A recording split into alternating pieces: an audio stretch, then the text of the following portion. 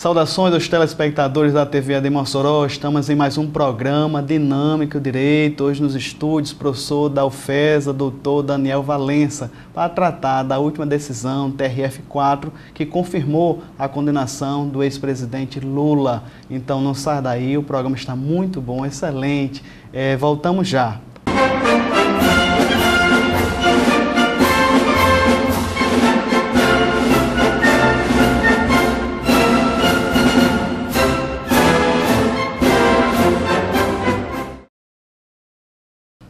Estamos de volta com o programa Dinâmico Direito. Hoje temos aqui o professor Daniel Valença, professor doutor da Universidade Federal do Semiárido aqui na nossa cidade, Departamento de Direito. Professor Daniel, mais uma vez, seja bem-vindo ao programa Dinâmica do Direito. Obrigado, Nazeu, obrigado pelo convite. Saúdo aos telespectadores que estão nos assistindo e estamos à disposição para debater. Professor Daniel, o assunto ainda está em pauta nos jornais, na mídia, que no dia 24, recente, o TRF4 confirmou a condenação do ex-presidente Lula. Então, ficamos felizes em ter o senhor aqui. O senhor no caso, professor do Departamento de Direito da UFESA, mas também é um homem envolvido com a questão política. Eu fico feliz. Eu trouxe uma pessoa que mete a cara, que está envolvido em questão política. No caso, o senhor se declara militante, partidário? Sem dúvida, sou militante de esquerda, sou filiado ao PT e professor universitário, minha profissão. A gente não quer aqui, deixar bem claro o pessoal de casa, a gente vai fazer apologia a nenhum partido, nenhum movimento. A gente está aqui para, no caso específico, comentar a condenação, no caso o acórdão, que foi, no caso o colegiado TRF4 fez. Então, de maneira nenhuma, eu ia trazer uma pessoa de direita para estar aqui comigo, porque ia ficar algo interessante ter dois pensamentos, para a gente poder chegar num denominador. Respeito o pessoal da esquerda, muitos colegas meus, advogados, a classe da advocacia se dividiu, não existe, quando fala do ex-presidente Lula, não tem como alguém ficar em cima do muro. E eu respeito muito a figura do ex-presidente, trouxe a sua pessoa também pelo respeito e estima que ele tem. E eu quero primeiro deixar bem claro aqui, o pessoal de casa, como é que o senhor recebeu? Foi no ano passado, especificamente. Como o senhor viu, antes de entrar na temática específica, a condenação do presidente em primeira instância pelo juiz Sérgio Moro?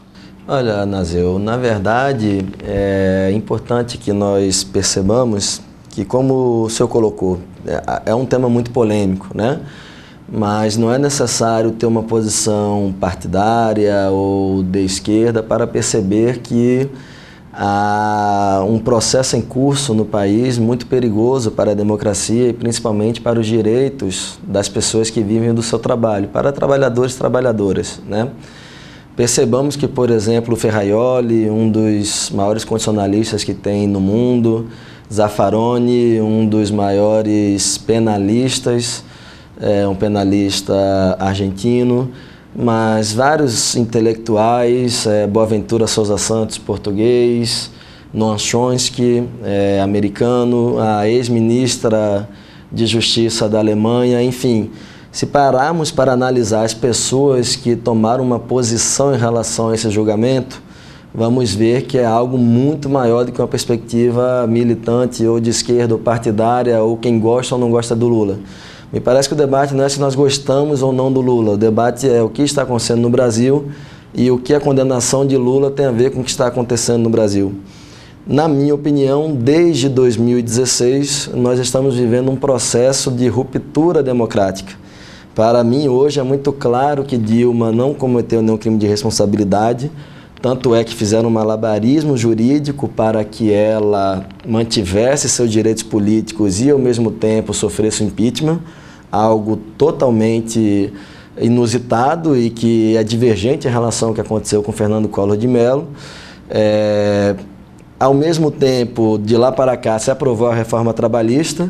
Nós dizíamos há um ano atrás as consequências dessa reforma e a cada mês que se passa, se fica mais claro o trabalho intermitente, trabalhadoras gestantes sendo obrigadas a trabalhar em locais com insalubridade, enfim, uma série de perdas de direitos que já está trazendo consequências para a massa salarial do país, para, enfim, as condições de vida da população como um todo. Também a emenda condicional 95, aquela do corte dos gastos dos investimentos sociais, se nós pegarmos a minha UFERSA ou o nosso IF, ou a situação da UERN, dos policiais, da saúde, nós vamos ver que não existe mais dinheiro para pagar salários, para bancar políticas públicas, políticas sociais. E, por último, a reforma da Previdência, que vai voltar a entrar em votação mês que vem, e que para a população já está muito claro que, na verdade, o rombo da Previdência tem a ver com grandes dívidas de grandes empresas e não com o direito aos benefícios que os afiliados ao sistema têm, né? Ou seja, não é a redução de direitos que vai resolver a Previdência, e sim que os devedores paguem suas dívidas. E agora a condenação do Lula. E aí você me pergunta, o que uma coisa tem a ver com a outra? Na minha opinião, se nós vincularmos tudo isso, nós vamos ver que, em médio prazo, nós temos menos direitos, temos sindicatos mais fracos com a reforma trabalhista, temos a justiça do trabalho totalmente fragilizada, e quem é trabalhador não vai querer requerer seus direitos, porque está sendo recorrente condenações em que o empregado ingressa com uma reclamação e, ao final, tem que indenizar o patrão. Uma coisa absurda em termos de direito do trabalho em âmbito internacional. E Lula, por bem ou por mal, gostemos ou não dele, é a grande liderança histórica de trabalhadores que se construiu nessas últimas 3 décadas. Então, se a gente junta tudo isso, temos menos direitos, temos menos entidades, organizações aptas a defender esses direitos, Justiça do Trabalho, sindicatos, secretarias, ministérios, tudo está sendo enxugado. E uma pessoa que poderia liderar o processo de derrubada dessas mudanças nesses últimos 2 anos, ele mesmo anuncia que, se for candidato e se for eleito, vai fazer um referendo em relação às reformas do Temer, essa pessoa condenada. Então, se nós juntamos tudo, nós chegamos à conclusão de que existe um avanço do capital sobre o trabalho e que a tendência a médio prazo é nós entrarmos numa situação em que o país vai estar na beira de um caos social. A minha avaliação primeira é essa, né?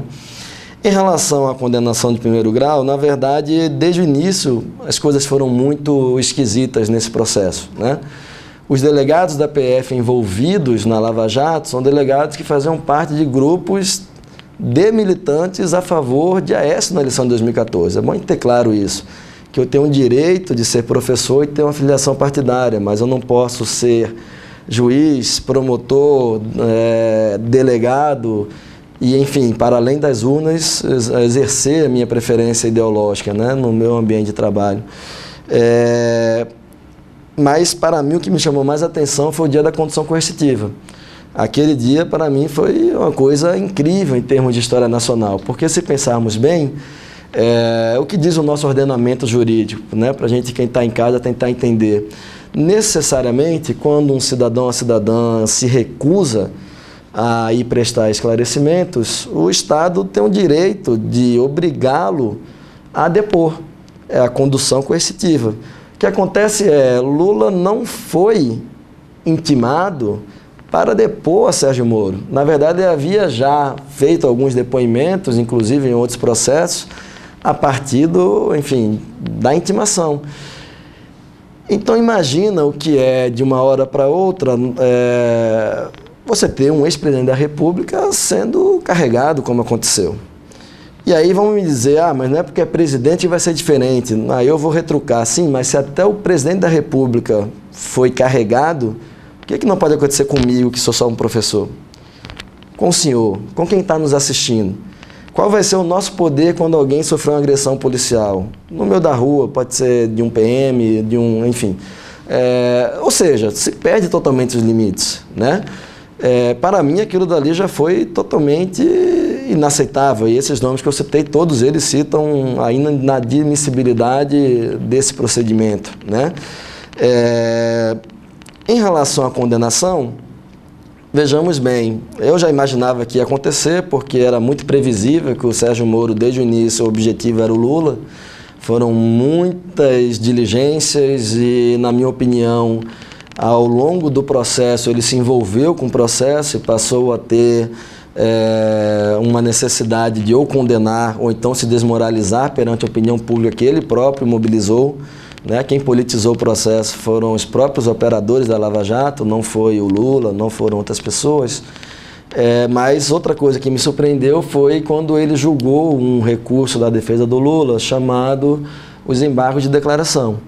Nesses embargos, ele afirma textualmente que em nenhum momento a condenação em relação ao triplex tem a ver com os contratos advindos da Petrobras.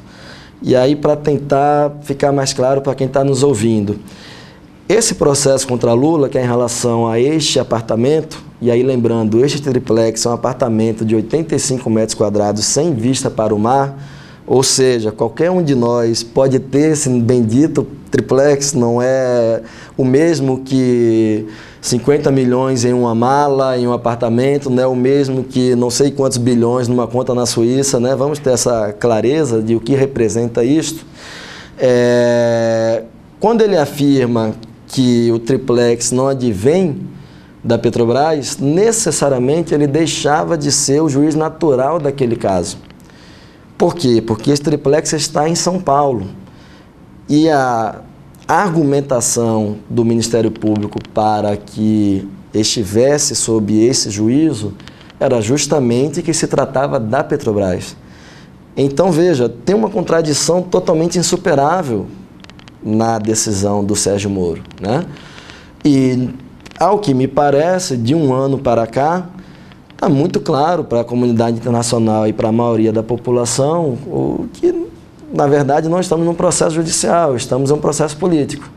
E aí eu acho que está coerente o presidente Lula responder de maneira política. E eu fico impressionado como um senhor com 72 anos, depois de perder a primeira mulher para o sistema de saúde brasileiro, que morreu durante parto, depois de perder irmãos para a seca no interior do Nordeste, de perder o pai para o alcoolismo, de perder tudo isto, de ter sido preso na ditadura enquanto a mãe falecia, ele estava detido, preso político pela ditadura militar brasileira, ter perdido a mulher em 24 de janeiro de 2017, e aí, justamente um ano depois, o tribunal marca o momento de decidir sobre o seu recurso à segunda instância. Eu realmente fico impressionado com a celeridade que aconteceu em relação ao presidente Lula. E aí eu digo uma vez mais, não é porque ele é o presidente da República, ele foi o presidente da República, apesar do que eu acho que deveríamos todos primar pela imagem do país, seja em relação a um Lula, a um Fernando Henrique, enfim, a qualquer ex-presidente, tendo em vista que a imagem do país está lá fora. Se acontece comigo, ninguém fica nem sabendo, mas com o presidente todo mundo fica sabendo. E aí eu fico pensando, se cada um dos cidadãos, das cidadãs que estão nos assistindo tivesse o direito de um processo judicial ser tão rápido. Professor Daniel Valença, no caso específico, o pleito de 2018 está em jogo. Não é só a questão do ex-presidente Lula, algo ainda mais, o processo democrático ainda mais se aproxima, o pleito, então essa discussão ainda vai perpetuar nos próximos meses e no caso específico, no próximo bloco, vou precisar da ajuda do professor Daniel para falar especificamente da decisão agora, recente, o dia 24 de janeiro. Então não sai daí, voltamos já.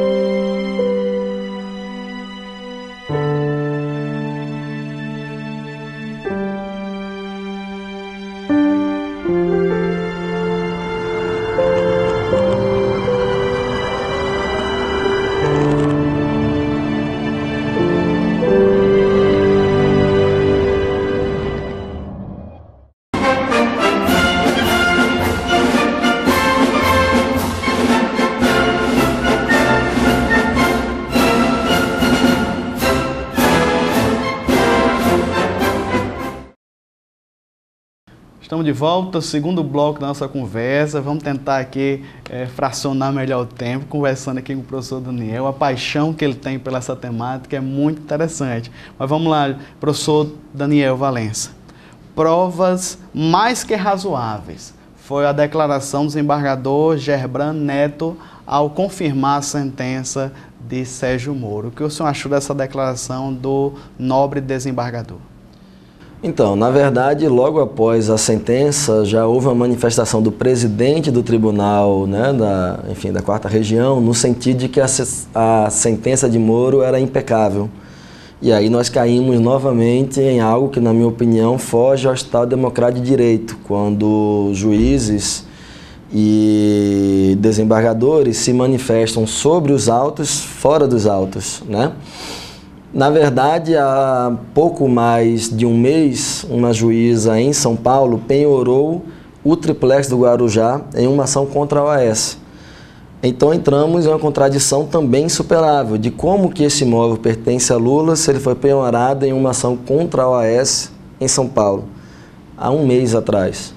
Então, se há essas provas, na minha opinião, até agora não apareceram. O que há houve visita do presidente e de Dona Marisa ao triplex, eles participaram, que nem nós participamos, né, de cotizações mensais, porém, do meio para o fim do processo de aquisição, desistiram, né? Se nós pensarmos em lavagem de dinheiro, como que ele vai lavar dinheiro se ele não adquiriu o imóvel, se não está com ele? Né? Imagine, a OAS lavar dinheiro, então ele tendo o imóvel é possível essa lavagem, né? Corrupção passiva tampouco, porque necessariamente se trata-se de um imóvel, exige uma escritura pública, né? Exige ao menos uma posse, mas não há relato, não há nenhuma prova nem de uma mísera noite no triplex. Então, realmente, se nós virmos o nível de mobilização internacional, o nível de mobilização nacional, o nível de divergências que existe na comunidade jurídica e principalmente os impactos de tudo isso no cenário nacional, nós vamos ver que não faz muito sentido esse julgamento ter ocorrido de maneira tão célere e sem aprofundamento. Se eu sou desembargador, eu pediria vistas, inclusive, para ter tempo de me aprofundar nesse processo que está ocorrendo em São Paulo, em que o imóvel foi penhorado. Eu queria também destacar uma outra coisa. O relator do processo no TRF4, ele foi colega de mestrado de Moro. Ele está dentre aqueles que recebe uma reverência na dedicatória do livro de Moro, da sua dissertação de mestrado. Então a gente entra em uma situação muito difícil, em que na verdade existe uma certa unidade frente a um adversário. Então não é mais um debate jurídico, virou um debate de quem é mais forte e como exercer essa força. Professor Daniel, esse mesmo desembargador pediu aumento da pena. A sentença de Sérgio Moro era 9 anos e 6 meses e agora a pena foi avaliada, né, a dosimetria foi em 12 anos e 1 mês. Como é que vocês receberam esse tipo de aumento de pena? Ele alegou a culpabilidade elevada do réu. Olha, eu tenho duas opiniões em relação a isso. A primeira é que é algo simbólico, a segunda instância dizer que a pena correta é maior do que a de Moro. Ou seja, isso, digamos, que faz com que se passe a imagem de que Moro não persegue o presidente Luiz Inácio Lula da Silva. Mas tem um outro elemento também. Ao elevar a dosimetria, ele fez com que Lula não tivesse direito à prescrição de um dos 2 crimes. Agora, tem um outro debate. No mesmo julgamento, esses 3 desembargadores pegaram a pena do Léo, o ex-presidente da OAS, que era de 10 anos, e a reduziram para 3 anos. Então vejamos bem que loucura. Lula é acusado pelo Ministério Público em um hotel, através de um PowerPoint, de ser o chefe de uma quadrilha, uma organização criminosa que devastou a Petrobras. Depois de anos de investigação, com vários delegados promotores atrás dele, conseguem achar um triplex onde Lula nunca dormiu. Quem teria mais sugado a Petrobras seriam empreiteiras, uma delas a OAS. E aí o presidente da OAS não será preso com esta pena de 3 anos e Lula estará detido ou não em um momento futuro. Então percebam que são coisas muito malucas, são coisas que assim, qualquer cidadã que pense, não, eu gosto do PT, não gosto do PT, tudo bem, mas isso é razoável? Se fosse porventura um Garibaldi, um Maia, eu repito, mais uma vez para quem está em casa, o problema de nós pensarmos que o adversário merece algo é que quando esse adversário sofre algo que não é legal, que está fora do Estado Democrático de Direito, se abre a margem para que nós também soframos. E aí a gente corre o risco de entrar em uma situação totalmente incontrolável, como já estamos entrando, como estamos percebendo nesse último período. O desembargador Laus, além de elogiar o Sérgio Moro, ele disse que o julgamento agora, né, o acórdão, ele põe fim à análise fática do processo. Então, no caso, a questão provas não vai mais ser elencadas, assim, arguídas? Não, porque já é uma decisão em segunda instância, né? Mas, recapitulando, eu já tinha muita clareza de que era um julgamento político, de que haveria condenação. Minha hipótese, contudo, era de que nessa condenação a decisão dos desembargadores não seria para o cumprimento imediato da pena, logo após esgotados os recursos perante esse tribunal, mas sim apenas quando o processo acabar todos os possíveis recursos, ou seja, STJ, STF, e que não iriam tentar prender Lula, porque, na minha opinião, vai de uma vez por todas se instaurar o caos social na sociedade brasileira. E aí, o resultado final do julgamento é no sentido oposto. Como eu coloquei, os empresários, um empresário vinculado à OAS teve a pena totalmente, praticamente acabada, praticamente zerada, e se deliberou o pior cenário para Lula, que era tirar dele o direito à prescrição, tirar dele o direito a recorrer para o pleno deste tribunal, ou seja, se fosse 2-1, ele teria direito a recorrer para o pleno do tribunal e, mais ainda, determinar que haja o cumprimento da pena de imediato, ou seja, a prisão do presidente Lula assim que for julgado o recurso dos embargos de declaração, que é um recurso muito célere, né? Então, se somarmos tudo isso, vamos ver que a decisão do tribunal foi a decisão no sentido de penalidade máxima para o ex-presidente, ou seja, foi na aposta de que realmente é para acabar com Lula e de que isso será aceito pela população. Estamos conversando aqui com o professor Daniel Valença a respeito da última decisão, TRF4, confirmando a condenação do ex-presidente Lula no último dia 24 de janeiro. Então não perca, não saia daí. Próximo bloco vamos falar aqui, perguntar, Lula vai ter a candidatura dele impedida? Vai ser considerado inelegível? Então, pela lei da ficha limpa? Então não saia daí, voltamos já.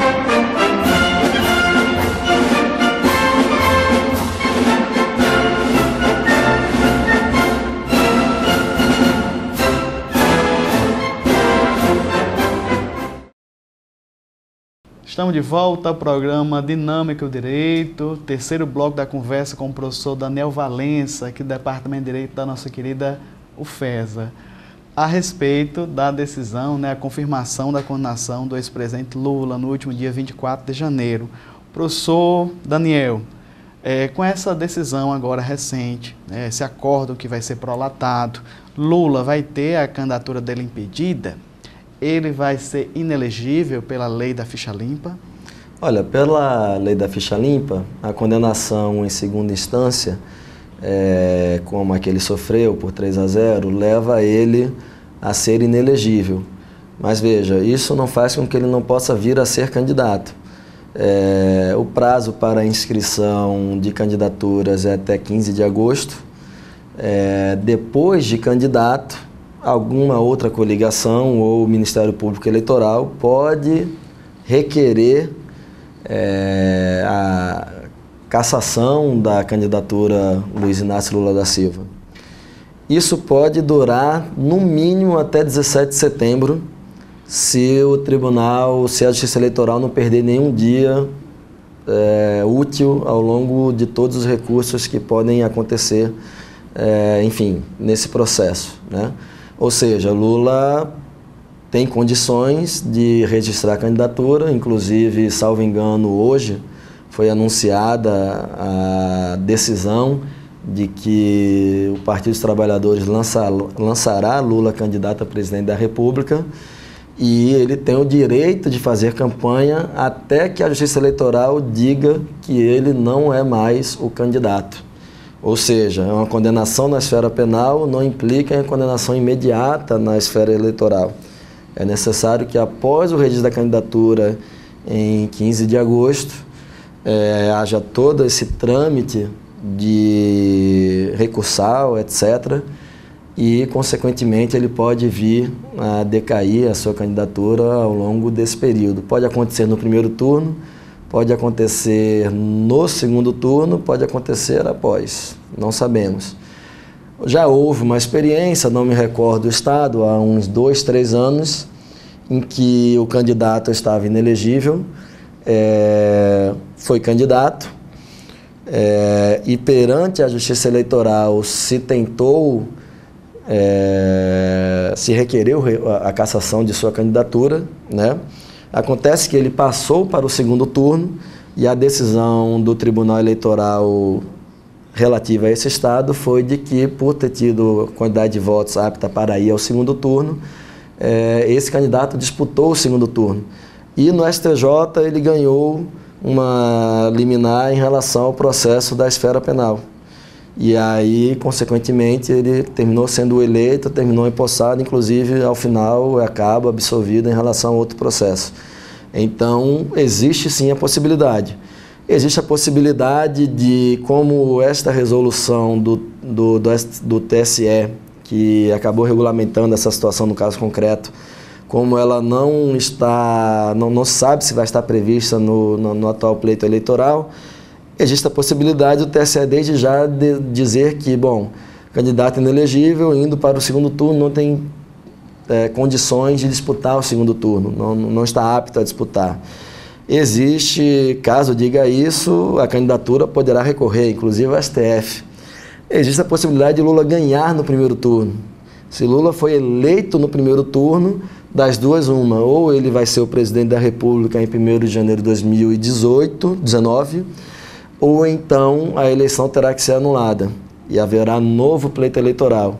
Existe também a possibilidade de, até 17 de setembro, o Partido dos Trabalhadores dizer: nosso candidato não é mais Lula, nosso candidato é outra pessoa, e haver a substituição do candidato a presidente. Ou seja, o cenário é totalmente indefinido. O que não resta dúvidas é de que o presidente Lula, o PT, os outros partidos de esquerda, os movimentos sociais, sindicatos, etc., deliberaram que vão dizer que a eleição sem Lula é fraude e que essa condenação de ontem foi, na verdade, para impedir que a população exerça o seu direito de, enquanto maioria, decidir quem governa e com qual programa governa. Isso daí realmente não há dúvidas de que vai ser o que vai acontecer. Vai haver uma luta até o final pelo direito da população escolher de maneira majoritária qual é o rumo que o país deve tomar, se é esse atual ou outro, ou uma terceira via, etc. Professor, em nota, o Partido dos Trabalhadores disse que o engajamento político partidário de setores do judiciário, teria motivado a sentença do dia 24. Esse tipo de declaração em face do poder judiciário, um dos poderes importantíssimos da nossa nação, não traz uma insegurança para a população ou mesmo para o mercado financeiro? Professor, como é que o senhor vê isso? O senhor confirma esse tipo de declaração? Existe política partidária no setor judiciário? Eu sei que o senhor deve ter antecipado alguma coisa no primeiro bloco, mas isso realmente, o senhor acredita que isso existe? Olha, se analisarmos bem, ontem a Bolsa de Valores teve uma alta surpreendente. E o que quer dizer isto? Quer dizer que há um interesse do mercado, de multinacionais, do capital fortíssimo, de que as classes trabalhadoras, os que vivem dos seus salários, seja um servidor público, seja alguém que recebe um salário mínimo, seja um feirante, um autônomo, de que essas pessoas não têm alguém que defenda a ampliação de políticas públicas, políticas sociais, a ampliação de direitos. Que esse recurso estatal seja destinado a pagamento de juros ou a, por exemplo, o que aconteceu recentemente essa semana, do BNDES fazer um grande empréstimo para a rede do Flávio Rocha, aquele que foi condenado recentemente por trabalho semelhante a algo próximo a condições de escravidão, ou seja, desrespeito completo dos direitos trabalhistas dessas pessoas, Então, na verdade, isso é que é um desrespeito inaceitável, O Poder Judiciário, como Poder Legislativo e Executivo, é um poder político. A diferença é que a forma de ingresso na carreira é por concurso público, mas, por exemplo, os desembargadores, eles passam por indicação. E aí, por exemplo, as indicações da Dilma e do Lula, na minha opinião, foram péssimas, porque foram indicações de pessoas que não têm o menor comprometimento com os direitos humanos e com o que diz a Constituição Federal, que o Brasil é uma república que visa o bem-estar das pessoas e não o bem-estar de grandes empresas, Não foram indicações de pessoas comprometidas com um país igualitário, mas de pessoas que perfaziam os interesses daqueles partidos que, por bem ou por mal, não querem um bem comum, mas que à época se analisava que precisava deles para ter algum nível de governabilidade e não haver, por exemplo, um golpe de Estado, Mas é um poder político, E me parece que está muito claro hoje, com a situação do Temer, com a situação do Aécio, enfim, eu poderia citar aqui dezenas, centenas de nomes, mas está muito claro que é um poder que tem envolvimento político. Se pegarmos os áudios do Gilmar Mendes, tem áudio dizendo ele interferindo diretamente em votações no Senado, falando com senadores para exercer determinado voto em determinado projeto. Ou seja, é algo que, na minha opinião, hoje, na verdade, é uma das partes boas dessa crise toda, é aquilo que nós sempre dizíamos em sala de aula, que o direito ele não é neutro. O direito ele atende a uma correlação de forças, ele atende a interesses de classe, e quem está nos ouvindo deve perceber muito bem que muitas vezes, quando você vai para um processo, você vai com a outra parte muito rica, tem 15 advogados e você, coitado, muitas vezes não tem nem advogado.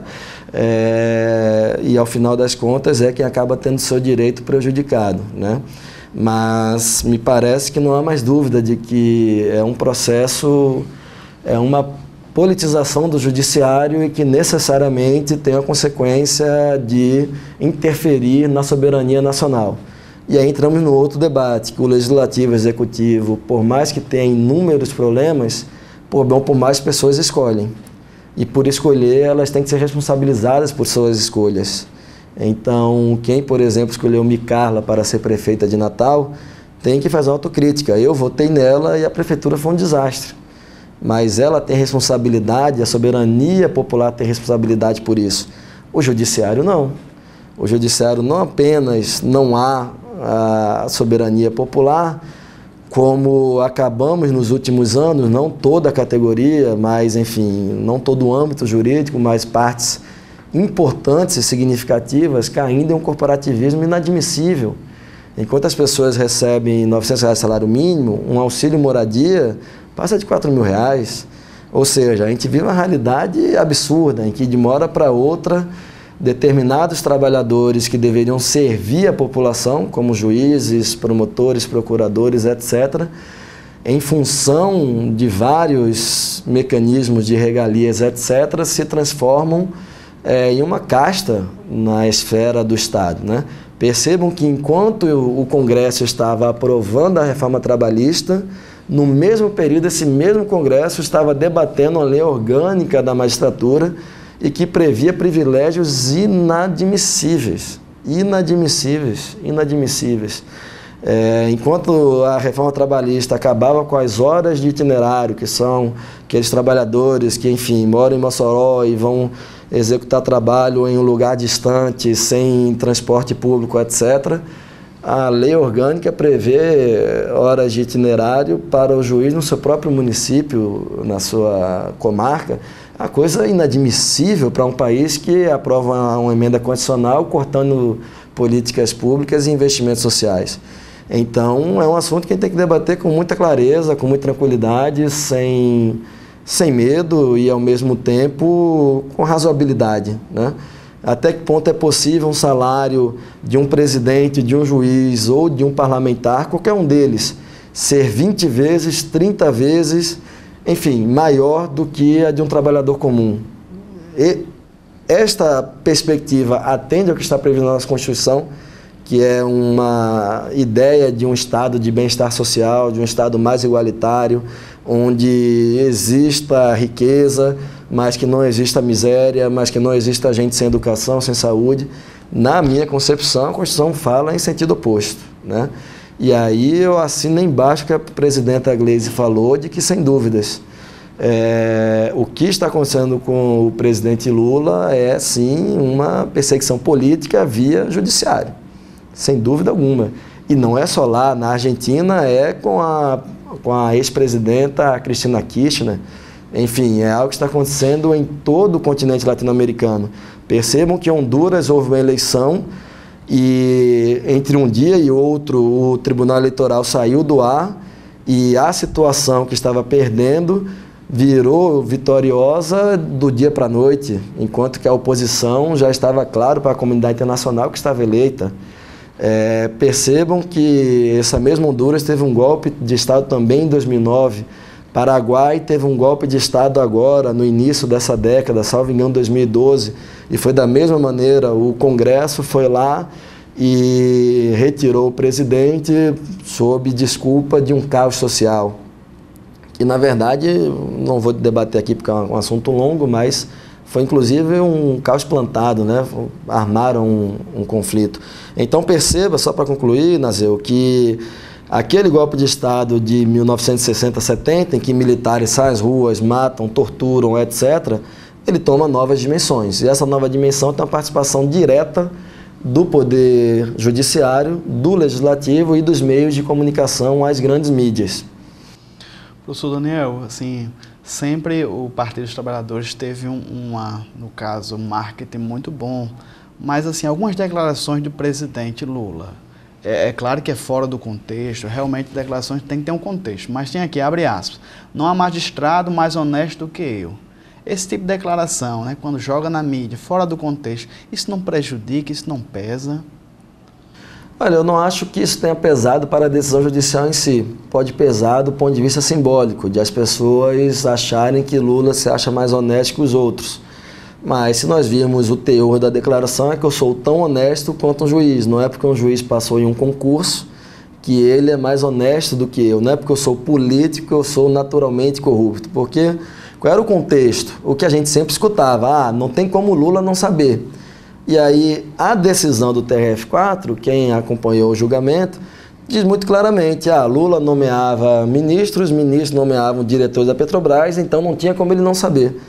Sinceramente, para direito penal isso é inadmissível. Isso não é nem domínio do fato, como foi lá a história do Mensalão, é algo ainda pior, porque não há o menor nexo, não há menor, enfim, dessa maneira, de uma hora para outra, cada uma vai ser acusado de qualquer crime. E por ser professor, insisto, imagina, você é católico, o outro é evangélico. Eu sou católico, sai uma notícia de que tal igreja evangélica está mandando de corrupção. Eu vou dizer, eu sabia que tinha. Isso não é direito penal. Isso pode ser um julgamento moral, pode ser um julgamento político nas urnas, etc. Mas isso não é direito penal. Porque senão, quem tiver o aparelho coercitivo vai exercer o seu domínio sobre um outro grupo que não tem esse aparelho coercitivo. E isso não é Estado Democrático de Direito, isso é uma ditadura velada, isso é uma outra coisa. E é como eu coloco, pode começar com alguém que eu não goste, mas do meio para o fim, em algum momento pode me alcançar. Quando me alcança, vira desastrosa a situação. Eu queria que o senhor falasse um pouquinho mais, nós ainda temos um pouquinho de tempo, sobre essa questão da importância da mídia nesse processo todo. É bem verdade que no caso, o próprio Partido dos Trabalhadores emitiu nota, além do judiciário, ele desfocou a mídia, né? Não vamos dizer a emissora em si, explicitar, mas qual a importância da mídia nesse processo que o senhor fala, né, desconstrução do Estado de Direito? Então, como eu sou o entrevistado, então eu posso exercer o direito de dizer qual é a mídia. Sem dúvidas que a Rede Globo teve um papel central. Nós lembramos o que acontecia em dia de domingo, em que toda uma programação que nunca mudou por décadas, de uma hora para outra era suspensa para uma cobertura incrível de atos contra a Dilma e depois contra o Lula, que nunca foram feitas em atos de sindicatos, de movimentos, de estudantes. Percebam, não se trata de gostar ou não de um ou do outro, mas se trata de uma concessão pública. Então, necessariamente, tem que trabalhar enquanto direito humano à comunicação e não o usufruir disto para garantir os seus privilégios. Todos sabemos das dívidas da Rede Globo em relação à Receita Federal e do que aconteceu depois que o Temer entrou. E esta Rede Globo não vai pagar essa dívida milionária e nós vamos, sim, pagar mais de contribuição para a Previdência, ter que trabalhar até 75 anos. Então, isso tem que ser debatido. Quero fazer um exercício com quem está em casa. Assim que puder, passe qualquer banca de revista e veja as capas das revistas dessa semana. É um assinte. A Band News, agora ontem, anunciou que o placar era 3-0, quando ainda estava na fala do advogado de Lula, não havia ainda nenhum dos votos. Depois tiveram que anunciar que foi uma falha técnica. Então a gente entra em um momento democrático em que os meios de comunicação realmente estão agindo diretamente, atentando contra a democracia.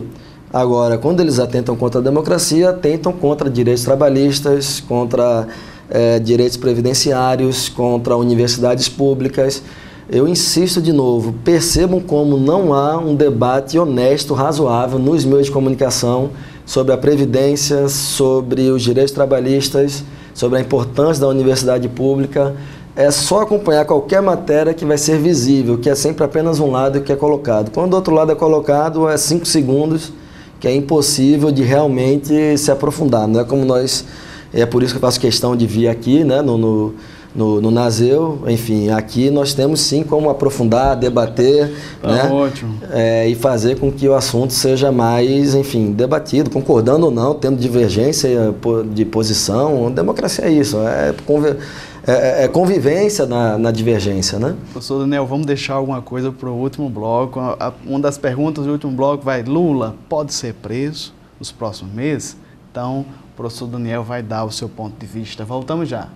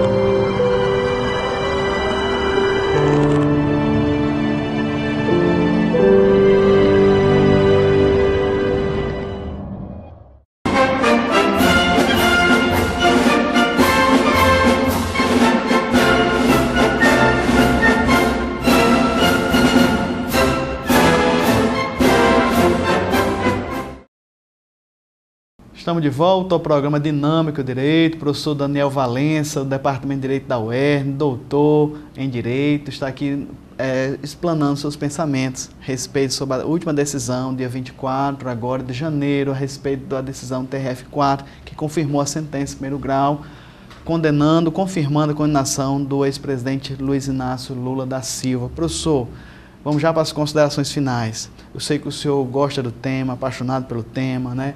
Não tem essa liberdade de expor os seus ideais, a sua filosofia, o seu posicionamento político, mas Lula pode ser preso nos próximos meses? Qual a probabilidade disso acontecer? Sem dúvida alguma, Lula pode ser preso mês que vem, sem dúvida alguma.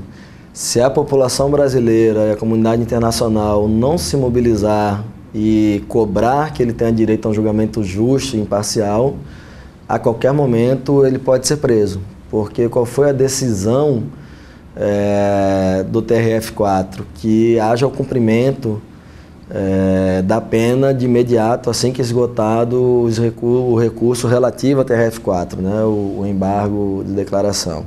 Então, é um recurso muito célere, então é possível que a qualquer momento o ex-presidente venha a ser preso. Na minha opinião, ou as pessoas percebem o que está em jogo, gostando ou não de Lula, e se mobilizam e se revelam contrárias ao que está acontecendo, ou então esse fato vai acontecer. Se você me perguntar, Nazil, quais vão ser as consequências, eu realmente não tenho ideia. Mas já conhecemos essa história.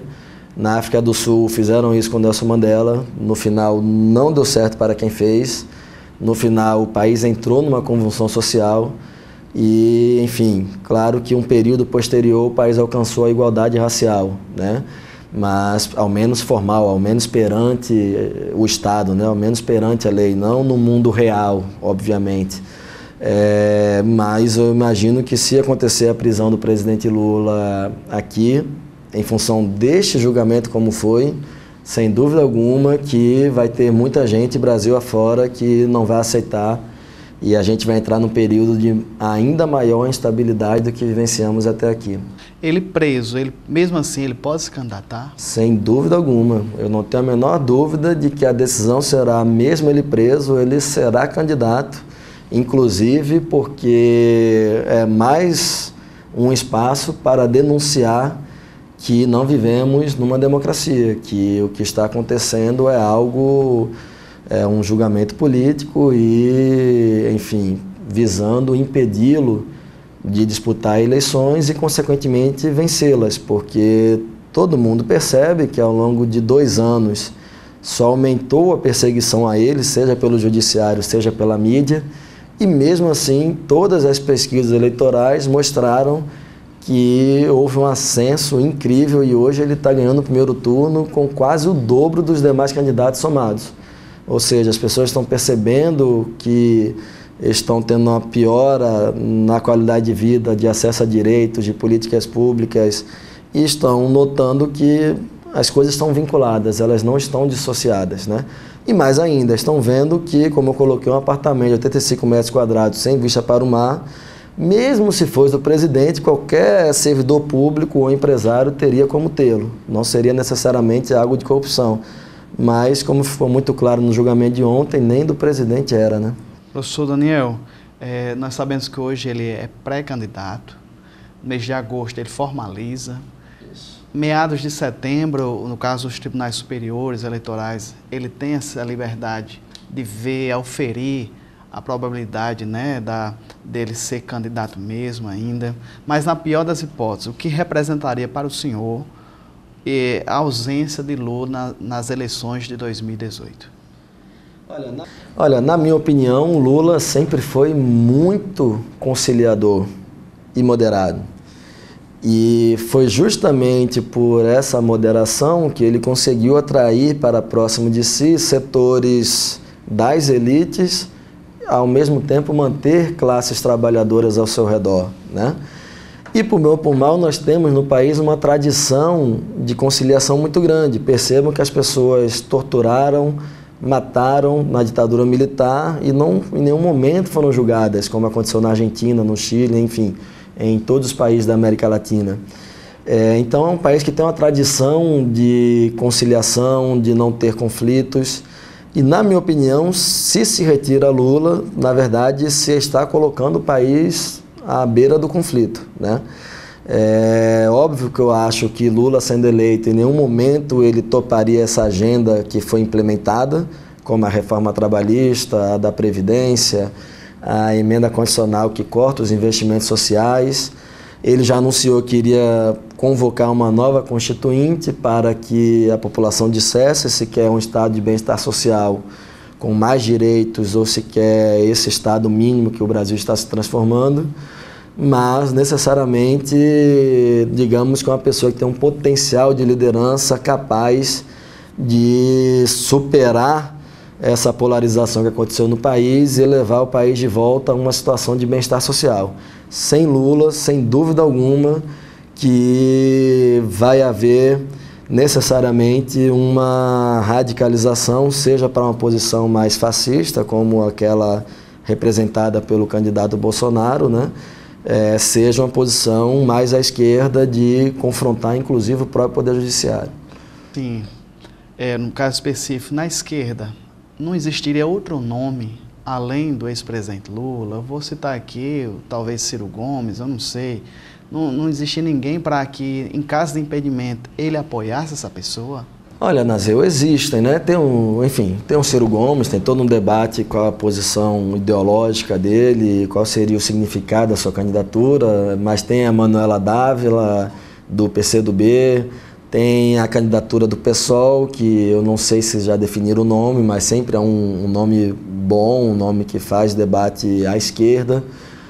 PSTU também deve ter um candidato, não sei o PCO, mas percebamos que o debate não é a ausência de nomes. Dentro do PT tem Fernando Haddad, tem Jacques Wagner, que na Bahia tem uma popularidade incrível e foi um excelente ministro de Lula.